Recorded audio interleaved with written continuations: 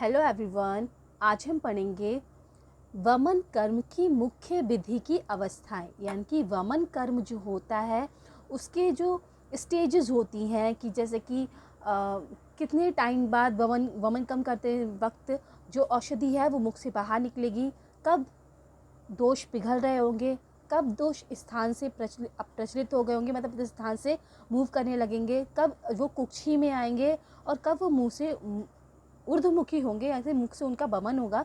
तो ये हम देखेंगे। तो श्लोक पर आते हैं। ये कहाँ वर्णित है? ये चरक संहिता के सूत्र स्थान के अध्याय नंबर 15, जिसका नाम है उपकल्पनीय अध्याय, उसमें वर्णित है। तो वमन कर्म की मुख्य विधि की अवस्थाएं। पीतवंतम तु खलवेनम मुहूर्तम अनुकांक्षते। वमन द्रव्य विधि पूर्वक पिला देने के बाद एक मुहूर्त तक प्रतीक्षा करें।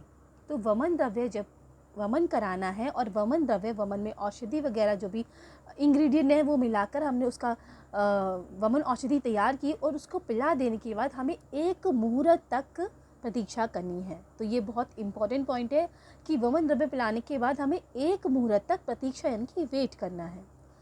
तस्य यदा जानिया स्वेद प्रादुर्भावेण दोषम प्रविल्य मापद्यान। उसके बाद श्वेत प्रादुर्भाव होने लगे, श्वेत मतलब स्वेटिंग होने लगे, पसीना आने लगे, तब हमें ये जानना चाहिए कि दोष प्रविल्य मानम आपद्य मानम। तो दोष जो है वो पिघल रहे हैं। तो जब श्वेत प्रादुर्भाव होने लगे, पसीना आने लगे, तब हमें ये समझना चाहिए कि दोष अब पिघल रहे हैं। जब उसके शरीर पर या सिर पर पसीना आने लगे तो समझना चाहिए कि दोष अब पिघल रहा है। लोम हर्षेण च स्थानेभ्य प्रचलितम। लोम हर्ष होने लगे यानी कि रोमांच होने लगे, यानी कि पिलो इरेक्शन होने लगे, जो बॉडी हेयर्स है वो खड़े होने लगे, रोमांच होने लगे बॉडी में। तो हमें ये समझना चाहिए कि दोष अब स्थानेभ्य प्रचलितम, अपने स्थान से मूव करने लगे हैं। ठीक है, जब स्वेद आने लगे तो दोष पिघल रहे हैं, अपने स्थान पर ही रखे पिघल रहे हैं, और जब स्थान प्रचलित मतलब अपने स्थान से मूव करने लगे तब लोमहर्ष होने लगता है। कुक्षी सा आधिमापेन च कुक्षिम अनुगतम। जब कुक्षी में आ जाते हैं यानी कि उदर में आ जाते हैं, जब स्टमक में उदर में एब्डोमेन में दोष आ जाते हैं तो एब्डोमेन में आधिमान होने लगता है। जैसे कि कोई चीज़ भरी हुई है उसमें और ज़्यादा भरने लगे तो फिर वो फूलने लगती है, आधिमान होने लगता है। तो ऐसे ही हमें याद रखना चाहिए कि जब कुक्षी में उदर में पहले से ही बहुत ज़्यादा सब्सटेंसेस हैं और फिर उसमें और ज़्यादा वमन द्रव्य और जो दोष आने लगेंगे तो उनके आने से उदर फूल जाता है, उसमें आधिमान होने लगता है। ठीक है। हिलाश आस्य श्रवणम माव्यापी च ऊर्ध्वमुखी भूतम।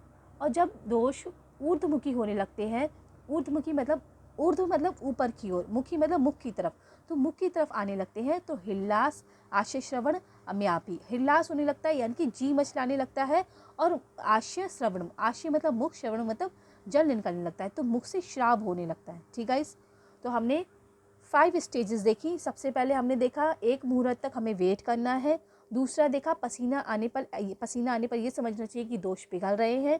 तीसरा देखा लोमहर्ष होने पर यह समझना चाहिए कि दोष वहाँ से चल दिए, स्थानीय प्रचलितम, अपने स्थान से मूव करने लगे हैं। कुक्षी में आने पर देखा कि कुक्षी में आने पर उनमें आधिमान हो गया है। और हिल्लास आसे श्रवण मायापी च ऊर्ध्वमुखी, हिल्लास मतलब जी मिचलाना और मुख से श्राव हो रहा है, जब दोष जो है वो ऊर्ध्वमुखी हो गए यानी कि मुख की तरफ, मुख से बाहर निकलने के लिए एकदम रेडी है। ठीक है। तो ये थी वमन कर्म की मुख्य विधि की अवस्थाएं। Okay guys, thank you, have a nice day. जय हिंद, जय भारत।